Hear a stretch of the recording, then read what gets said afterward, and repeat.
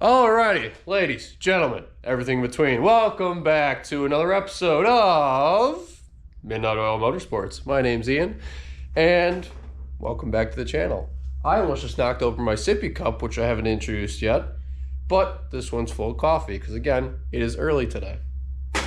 What are we doing? Well, it's Sunday, Memorial Day weekend, up here in Northern Illinois. It is supposed to storm something fierce. So, kind of like to leave the nice shiny new car inside and leave it all nice and shiny and new, even though it needs a bath. And that means that since it's rainy, the humidity is very, very high, which means painting is not going to be ideal. So what are we going to do? I'm going to start to fit the wheels. As I said in the previous video, these wheels are massive. We can take a look. You can already see there's going to be an issue there with fender clearance, but we have the ride height set. We have everything else set here. All we need to do is figure out how much of the quarter panel we need to cut out and how much of the quarter panel the over fenders are going to cover. So the cool thing about all this is today we get to test fit the over fenders. For real this time. Get to drill some holes, some Cleco pins, everything else. It's gonna be fun. Pretty excited for it because I've had this wide body kit for, this is probably about 5 years now. Autokonexion, they don't make it anymore. Really hard to find. And I really liked it. I remember when it came out. If you don't know the story about Autokonexion, I'll go over it later. But pretty exciting.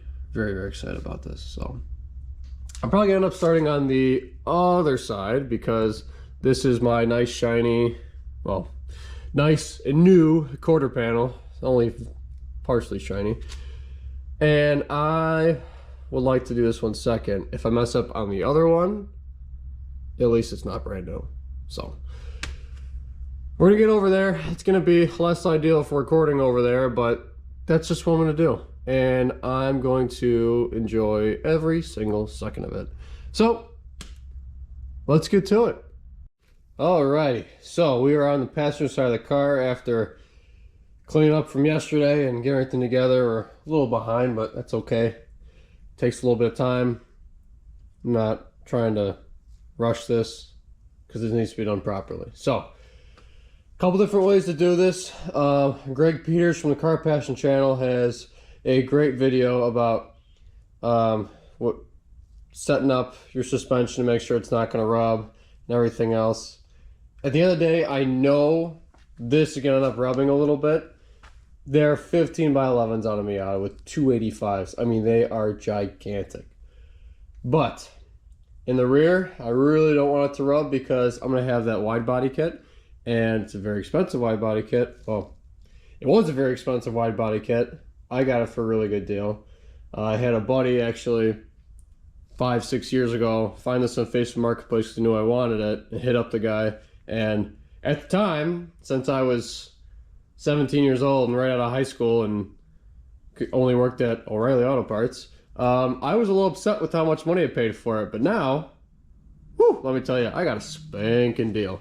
Anyways, here they are. We have the rear Autokonexion NA version 2 rear fenders. Only bought the rears. I only like the rears really, so that's what we're going with.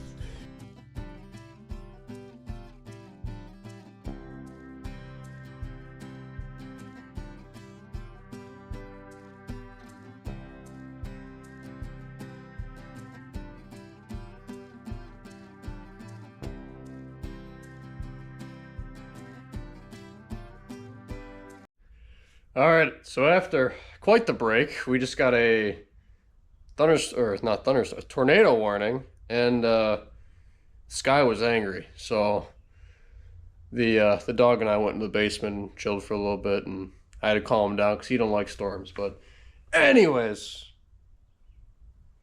came back out here and got frustrated mounting this body kit. Word to the wise, and you're gonna look at this and you're not gonna be happy. Word to the wise.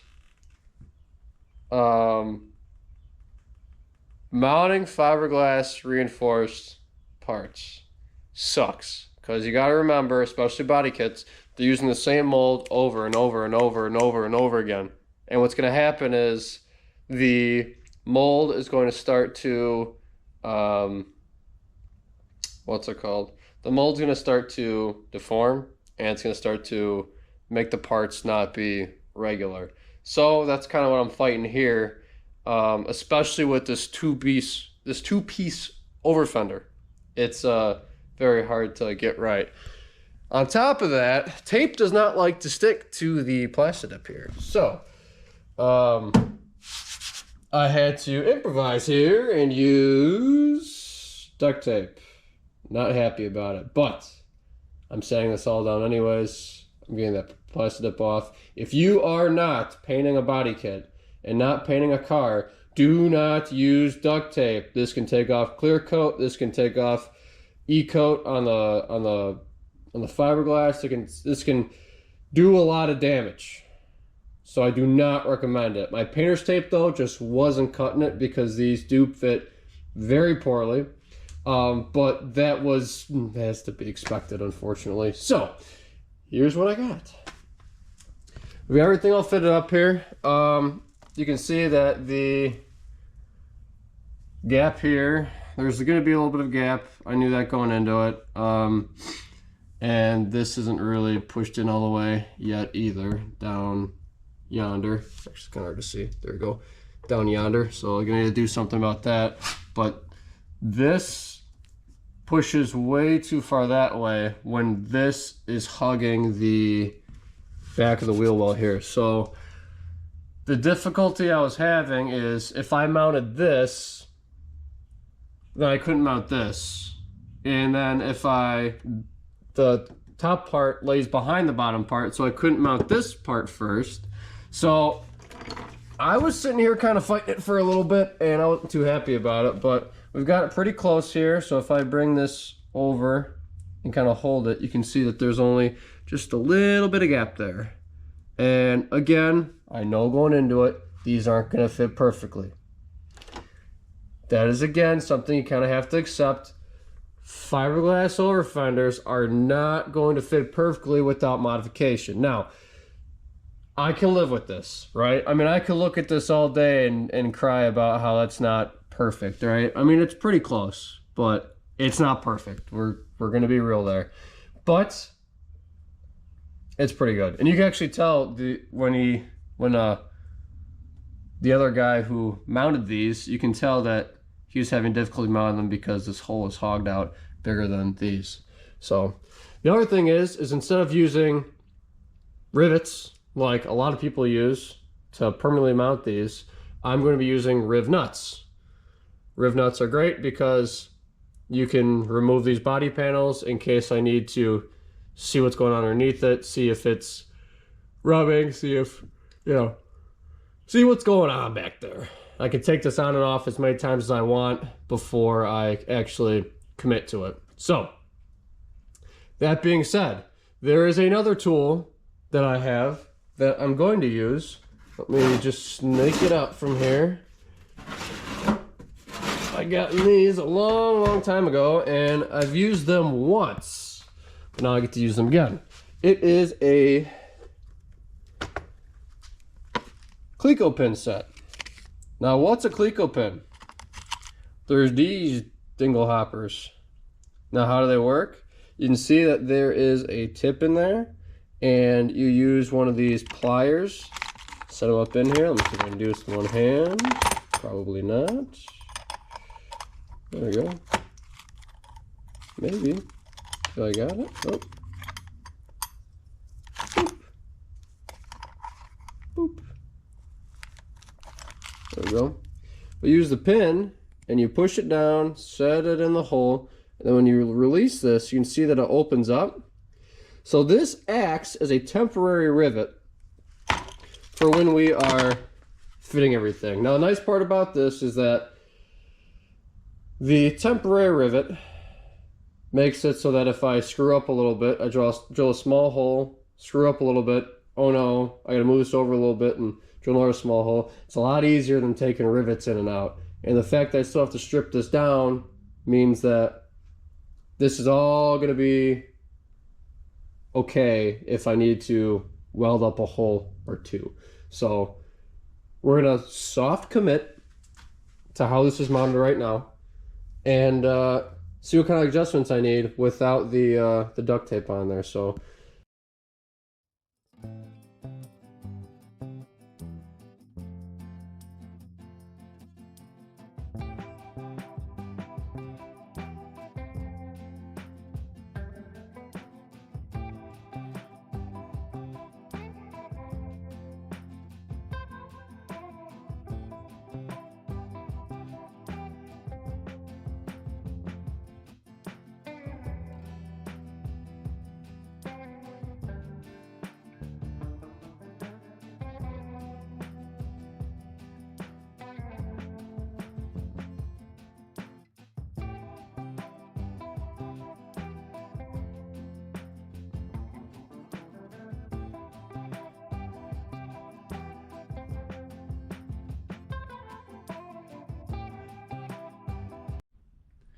all right, so this is great because I have waited literally like 6 years, 7 years to do this, and I'm finally looking at it. It's so hard to believe that it's here, but I'm looking at it, right? Like it's cool, but that's just me, you know, it's a sentimental thing, I guess, but here we go. Take a look here. Car is on the ground. We have 15 by 11s on there, and if we look up front, see the tire only pokes out right at the bottom there. It's kind of hard to tell because the over fender's black and the wheels are black, or the tires are black, but you can see that it does suck it in the top enough to be able to hug in here. It was kind of hard to tell when it was up in the air, but this is so freaking close. I may need to get adjustable upper control arms for like an extra, maybe half a degree of camber if I can swing it, but man, that is close. There's a small lip in here too. Very, very, very small. I may need to shave it down, but we'll see. But as of right now, this is mounted good enough to be able to adjust the fitment, see if we'll have full travel the coilover or not. We'll see. So next step is we're going to get it back up in the air, take the wheel off, undo the sway bar, take the coilover out.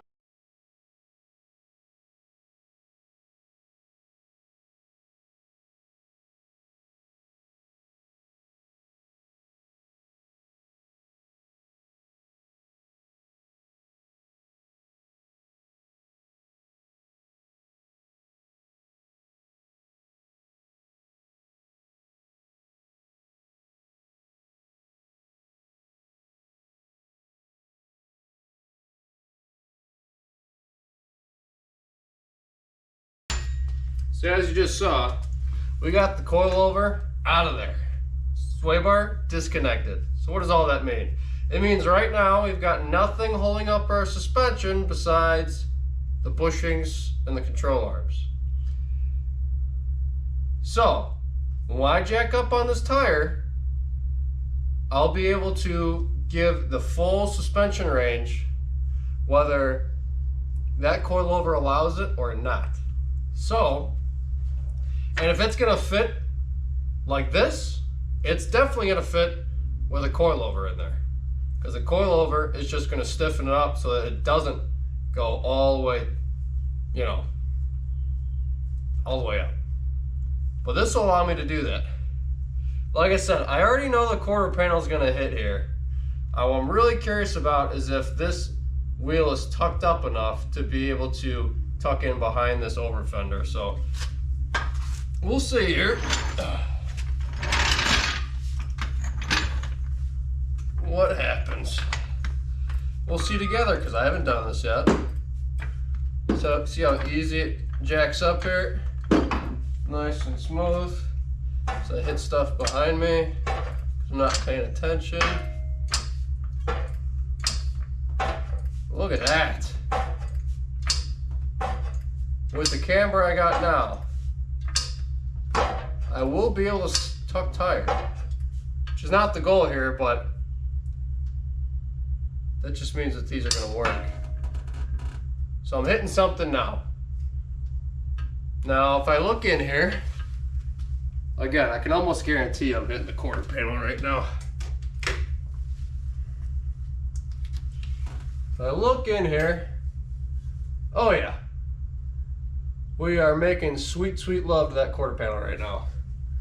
But what I was really worried about is if these over fenders would work with these wheels. Because first off, finding anything about these over fenders is like trying to find a needle in a haystack.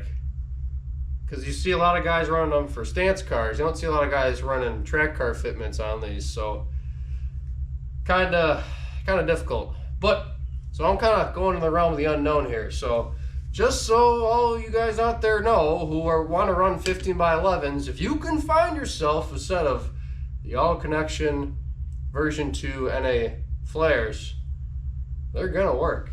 And you don't need any adjustable arms in the back, at least.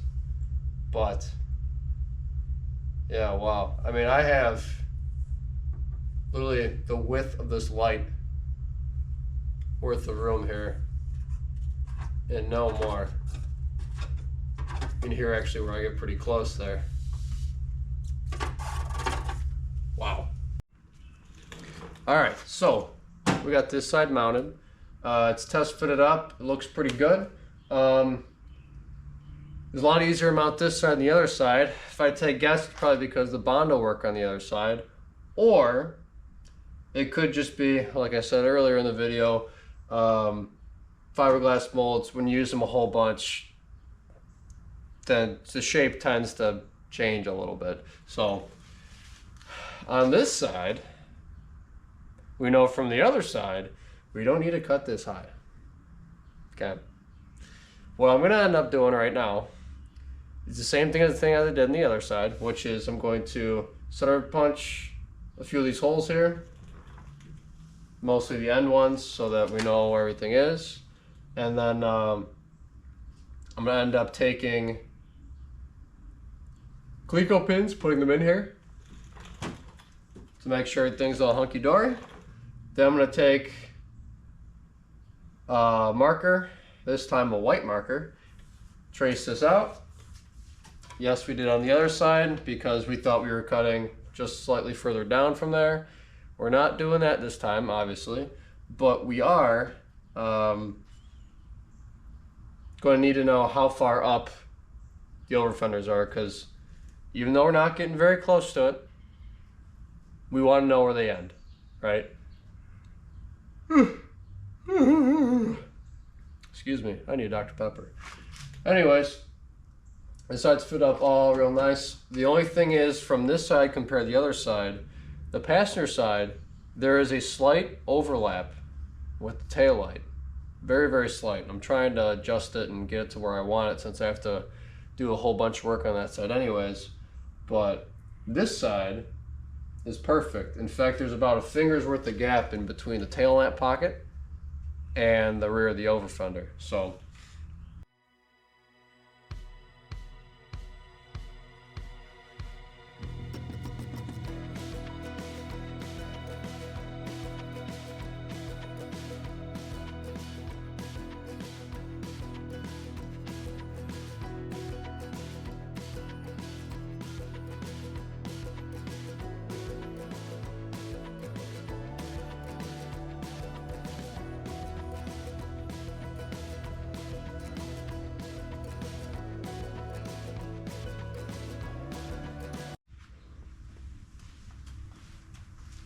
So before I take this off, actually while I take this off, let me explain something to you here.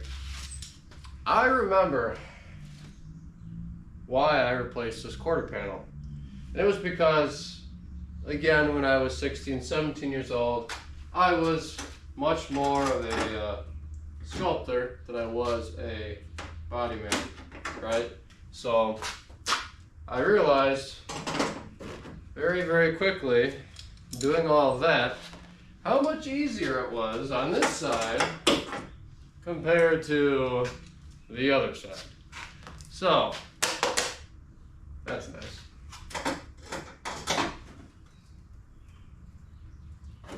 How much easier everything went on, how much easier everything comes off.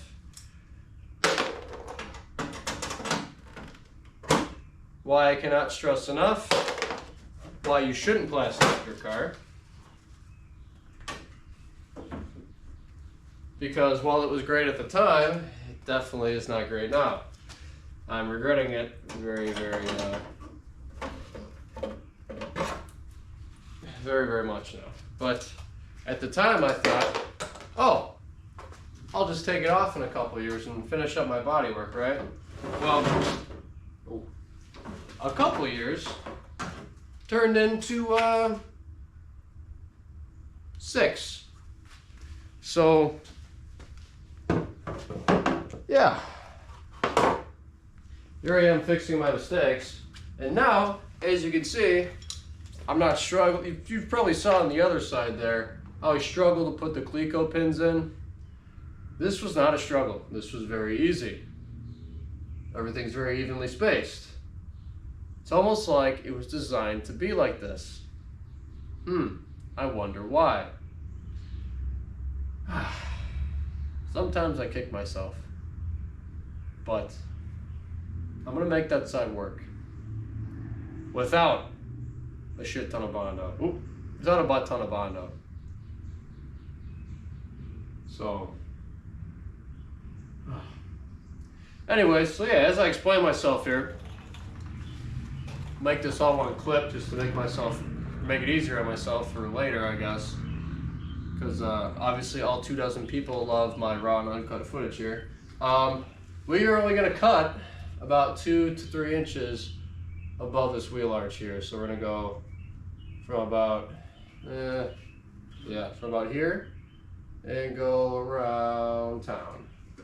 So, the nice thing is here is that, remember, and I guess this would, I don't know how many, it's probably 3 or 4 videos, I didn't weld the inside of the wheelhouse. Well, this is exactly why, because I knew I was going to cut it.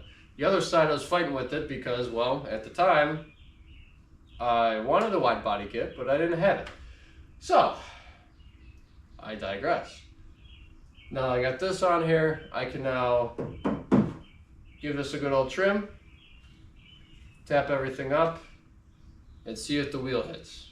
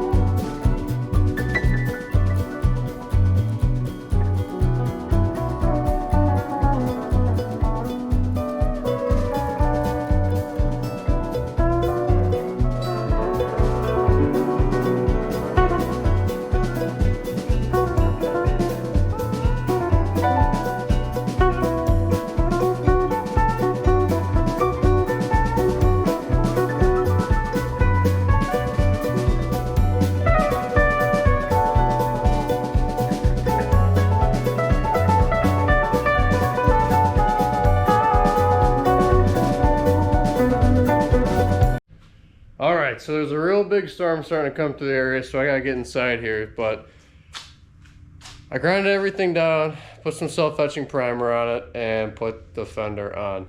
So I think you guys know what a grinded down weld's supposed to look like. Nice and seamless. So that's gonna do it for today's video. Couple days, I guess.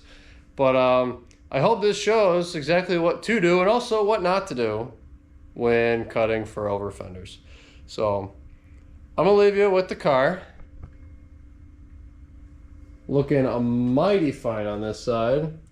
Everything fits really, really well. Could even go a little bit lower if I wanted to, but I'm not because that would look ridiculous. But hey, you know what? We got one side done. The other side is pretty much done.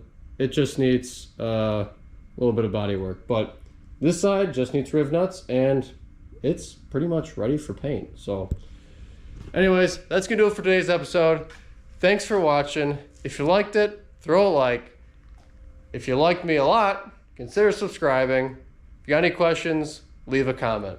So just remember, no one's gonna work on your project unless you do. Get out there and get some stuff done. Have a great night, have a great morning, and do whatever you want to do. Later.